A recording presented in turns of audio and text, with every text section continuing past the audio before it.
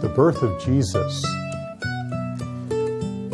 In the first century, for a marriage to happen, parents would have to get together and talk about it and agree upon things, the dowry, everything that was involved. Then once that was settled, then a public announcement was made and the couple were engaged. This was pretty firm because for them not to get married at this point, there had to be an official divorce or death. And oftentimes, in cases like this, it was both. Divorce would come first, and then the Jewish leaders would have the girl stoned. After the engagement was official, then the groom would go back home and he would start building on an addition to his father's house. This often took about a year. And it wouldn't be done until the father said it was done. And at that point, then the groom could make preparations to go get his bride. The bride could hear him coming from a long ways away with all the noise and the bells and the trumpets and everything. And she would get to a place like an open courtyard or something like that where she could be stolen away and taken back to the house. And then a large celebration would happen. So when Joseph found out that Mary was expecting a child, it was absolutely expected that he would get a divorce.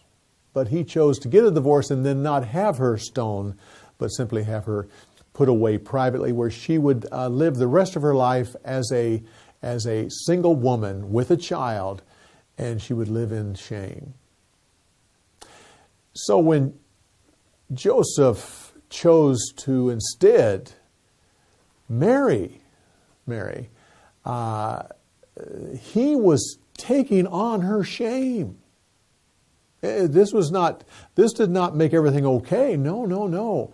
Mary was still in shame, but now Joseph joined her there. And they may not have been allowed to stay in the family house.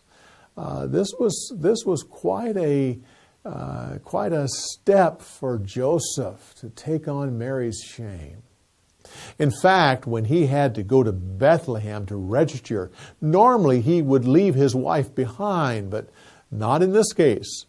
No, he took Mary with him to save her, to protect her from the stares and the talking and all the stuff that would be back in Nazareth. Now, when they got to Bethlehem, it's often thought that it's often said, and Christmas cards show them riding into town and her great with child, and that very night that they got there, she gave birth. No, that's not what it says. It says, while they were in Bethlehem, the time came for her to deliver her child. Joseph would not have taken her there when it was just almost ready. Nor would Middle Eastern people allow them to go to a stable and have a child. Their hospitality would not permit that at all. No, they were in a house. They were in a house, and there was no room in the sleeping area of the house. The sleeping area of the house, and so she had to give birth to a child in a public area, probably a storage area, an area where animals were kept during the winter time. And since Jesus was born probably in late summer, early fall, we know this because of the shepherds.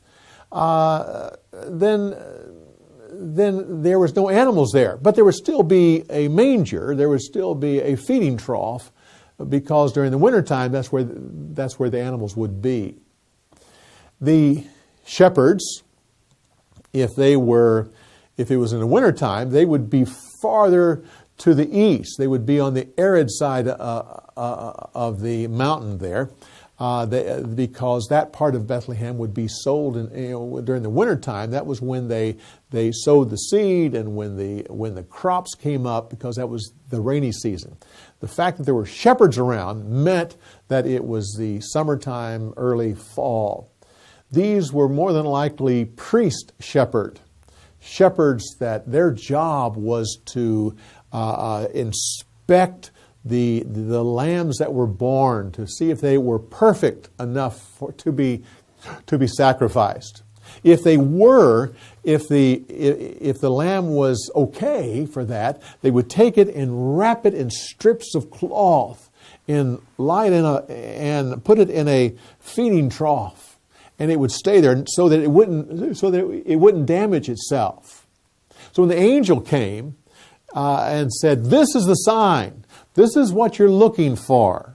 He didn't say go to a stable. No. He said you will find a baby wrapped in strips of cloth, which was a normal way of caring for a newborn baby. But the key was the baby would be lying in a manger. Shepherds knew what that meant. This was a lamb.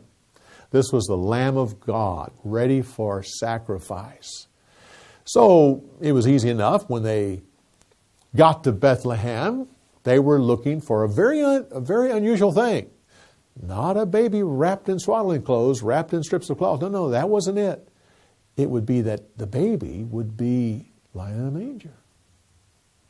Got to town? Who all's having a baby? Well,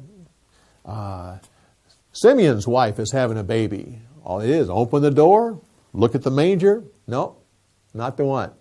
Joseph's wife is having a baby. Open the door, boom. For whatever reason, soon after the child was born, before the shepherds got there, for whatever reason, whatever bit of confusion there was, the midwife reached over and put the child in the manger, possibly just for a few minutes.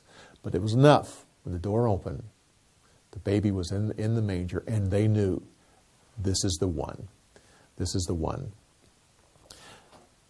Joseph chose to stay in Bethlehem. I mean, just think about it. The choices are you go to the rejection of Nazareth to the north, or the acceptance of Bethlehem. Every time you turn around, shepherds came to see this baby.